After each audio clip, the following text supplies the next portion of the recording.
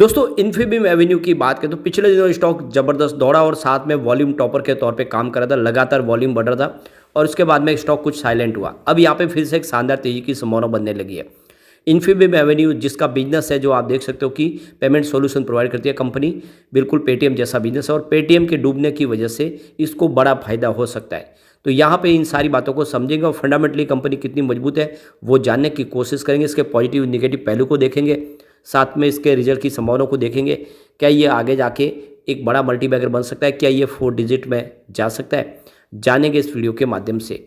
लेकिन फ्रेंड, उससे पहले अगर आप पहली बार हमारे चैनल पे आए तो चैनल को सब्सक्राइब कर दीजिए, एक बेल आइकॉन दबा दीजिए ताकि जब भी नया वीडियो बने पहला नोटिफिकेशन आपको मिले। वीडियो पसंद आए तो लाइक से जरूर कीजिए। चलो फ्रेंड्स, वीडियो स्टार्ट करते हैं। मैं हूँ आपका दोस्त SB दवे और हमारे अपने चैनल ऑनलाइन कमाई में आपका बहुत बहुत स्वागत है। तो सबसे पहले फ्राइडे के कारोबार की बात कर लेते हैं। स्टॉक की शुरुआत हुई 35.15 पर, पॉजिटिव शुरुआत हुई। गुरुवार की क्लोजिंग 34.95 के आसपास थी। इंट्राडे में 35.40 का हाई भी बना, यानी स्टॉक ने एक अच्छी दौड़ लगाई, लेकिन वहाँ से ऊपर के लेवल से गिरावट शुरू हुई और इसने 34.35 का लो बनाया। अंत में क्लोजिंग 34.50 के आसपास, जहाँ पे 1.29% की गिरावट हुई। थोड़ा सा स्टॉक इस समय दबाव में दिखाई दे रहा है। उसके पीछे वजह कि इस समय जो बड़े इन्वेस्टर वेट कर रहे हैं, इसके लिए फिर से एक बड़ी तेजी के लिए ट्रिगर का इंतजार कर रहे हैं। इंट्राडे का लो 34.35 और हाई 35.40 का है, यानी सीमित दायरे में ही स्टॉक ने ट्रेड किया है। अब यहाँ पे 52 वीक का लो 12.85 का, लेकिन हाई 40 का है, यानी एक ज़बरदस्त और मल्टीबैगर रिटर्न दिया है इसने। ऑल टाइम लो रेंज इसकी 6.60 की और एक हाई 60 रुपीज़ की है। बहुत जल्दी इस लेवल को क्रॉस करके एक फ्रेश हाई बनाएगा, यानी ये 100 में जाने को तैयार है स्टॉक बहुत जल्द।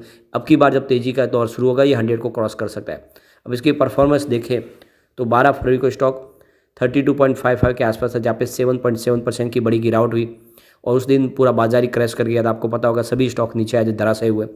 13 फरवरी को स्टॉक 32.70 के आसपास आया, जहाँ पे 0.5% की तेजी बनी, लेकिन 14 फरवरी को स्टॉक फिर से 35.20 पे आ गया 7.6% की शानदार तेजी के साथ। तो जो गिरावट हुई थी 12 फरवरी को, उसकी सारी भरपाई हो गई है। 14 फरवरी को स्टॉक फिर से ऊपर की तरफ आ गया।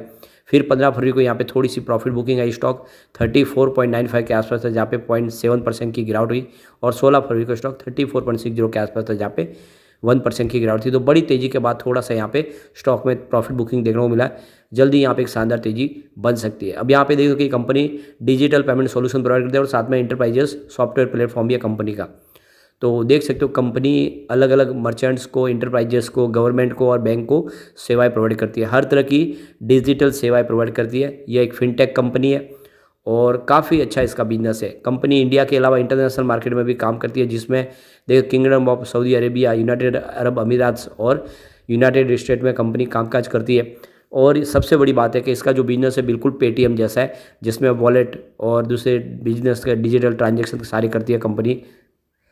तो जो पेटीएम डूबा है उसका मौके का फ़ायदा यहाँ पे इन्फीबीम एवेन्यू उठा सकता है। इसके लिए अपॉर्चुनिटी है, अब वो सारा बिजनेस इसको मिल सकता है। तो काफ़ी अच्छी गोल्डन अपॉर्चुनिटी इसके लिए आई है।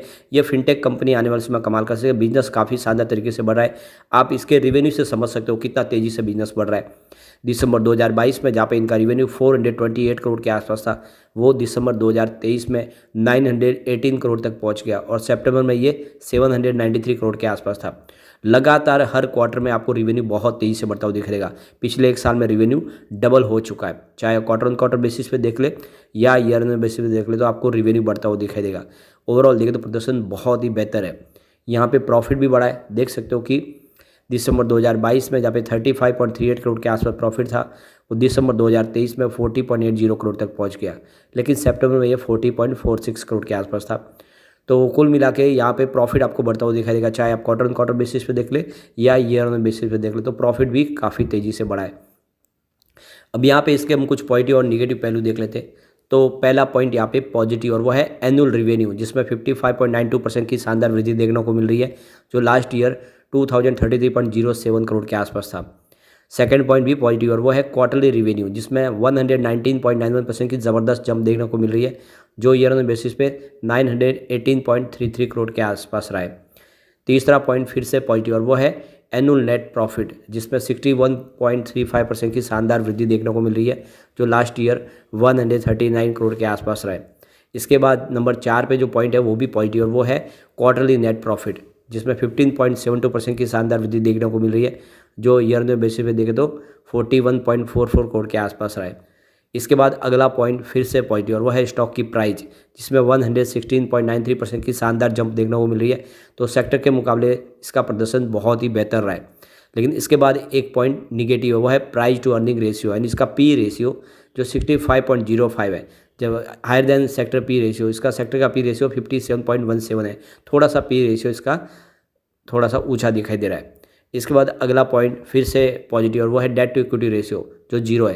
कंपनी पूरी तरह से डेट फ्री है, किसी प्रकार का कंपनी पे कोई कर्ज नहीं है। ये इसके लिए बहुत बड़ी एक फ़ायदे की बात साबित हो सकती है। इसके बाद अगला पॉइंट निगेटिव वो है रिटर्न ऑन इक्विटी ROE जो 4% लेस देन 10% है। ये इसके लिए एक निगेटिव पॉइंट बनता हुआ दिखाई देगा। इसके बाद अगला पॉइंट फिर से पॉजिटिव वो है म्यूचुअल फंड की होल्डिंग जो इंक्रीज हुई है लास्ट क्वार्टर में, ये बहुत बड़ी बात है। इसके बाद एक पॉइंट फिर से निगेटिव वो है प्रमोटर के शेयर होल्डिंग में, प्रमोटर की होल्डिंग डिक्रीज हुई है पिछले क्वार्टर में। कुछ उन्होंने अपने शेयर बेचे क्योंकि बिजनेस लगातार बढ़ रहा है, फंड की जरूरत थी तो उन्होंने अपने शेयर बेचे हैं। इसके बाद अगला पॉइंट फिर से पॉजिटिव और वो है इंटरेस्ट कवरेज रेशियो जो 128.83 है, हायर देन 1.5 है। तो बिल्कुल ये पॉजिटिव पॉइंट है क्योंकि कंपनी कंफर्टेबली अपने इंटरेस्ट पेमेंट चुका सकते हैं, किसी प्रकार की कोई चिंता की बात नहीं है। इसके बाद अगला पॉइंट फिर से एक पॉजिटिव और वो है जीरो प्लेस शेयर प्रमोटर, कोई भी प्रमोटर का शेयर गिरवी नहीं है।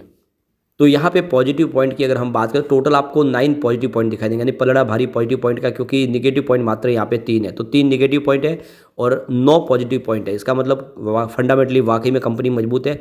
दाव आपको लगाना चाहिए, आने वाले समय ये आपको मालामाल कर देगा, क्योंकि अब पेटीएम का जो बिजनेस है इसको मिलता हुआ दिखाई दे सकता है। अब एक बार हम इन्फीबीम एवेन्यू को कंपेयर करते हैं इसकी पेयर कंपनी की तुलना में और इसके स्मॉल कैप इंडेक्स के तुलना में।